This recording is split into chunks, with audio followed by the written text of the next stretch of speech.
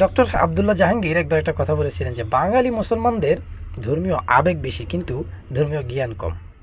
কথাটা খুবই তাৎপর্যপূর্ণ।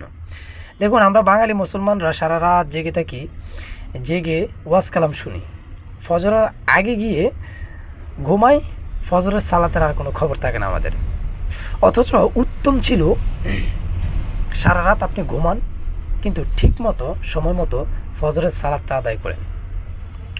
কিন্তু আমাদের ধর্মীয় আবেগ বেশি, এই জন্য আমরা সারা রাত জেগে থেকে শরীরকে কষ্ট দিই, ব্রেনকে কষ্ট দিই, চোখকে কষ্ট দিই, সারা রাত ওয়াজ শুনি, কিন্তু সকালবেলা যেটা গুরুত্বপূর্ণ জিনিস সেটাকে ছেড়ে দিই। আপনি সারা রাত যদি ওয়াজ না শোনেন আপনাকে শাস্তির আওতায় আসবেন না।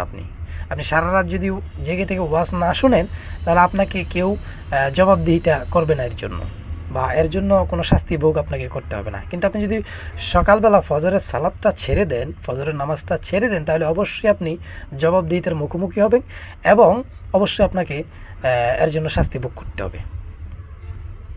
তারপরে আসেন শবে বরাত, শবে কদর, ঈদে মিলাদুন্নবী বা বিভিন্ন কয়েকটা ছোটোখাটো অনুষ্ঠান আমাদের ধর্মে আছে।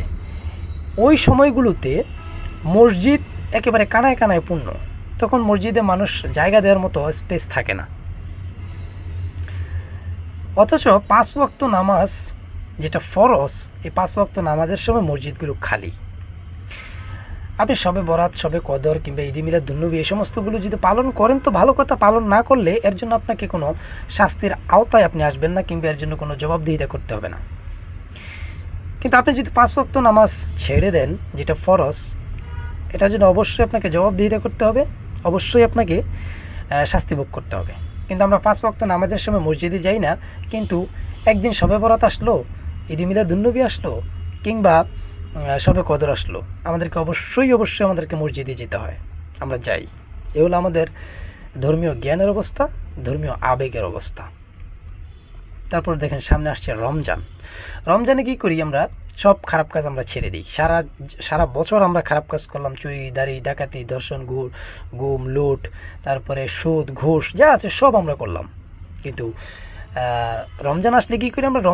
রমজানের সময় মোবাইল থেকে আমরা সমস্ত খারাপ পিকচার, ভিডিও পর্যন্ত আমরা ডিলিট করে দিই। আমরা এতটা ভালো হয়ে যাই রমজান আসলে।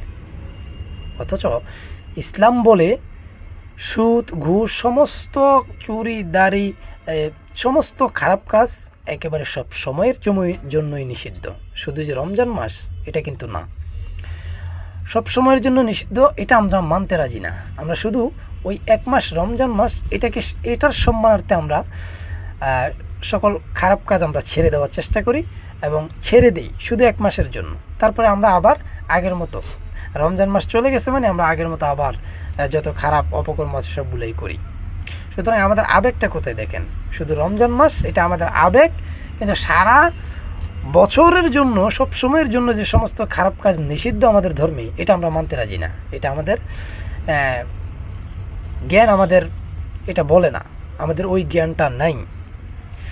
এই জন্যই ডক্টর আবদুল্লাহ জাহাঙ্গীর সাহেব উনি বলেছেন যে বাঙালির ধর্মীয় আবেগ বেশি কিন্তু ধর্মীয় জ্ঞান কম।